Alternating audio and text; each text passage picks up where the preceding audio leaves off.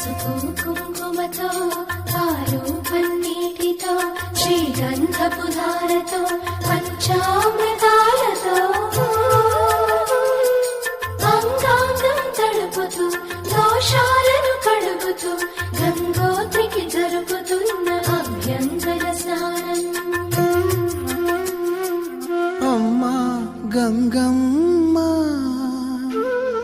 కృష్ణమ్మకు చెప్పమ్మా కష్టం కలిగించొద్దని. యమునకు చెప్పమ్మా సాయమునకు వెనకాడొద్దని. కలియుగమున కల్పతరువు నీడనీవని, కనులు తుడుచు కామధేను తోడు నీవని. విష్ణు చరణమే తన పుట్టినిల్లుగా శివగిరికి చేర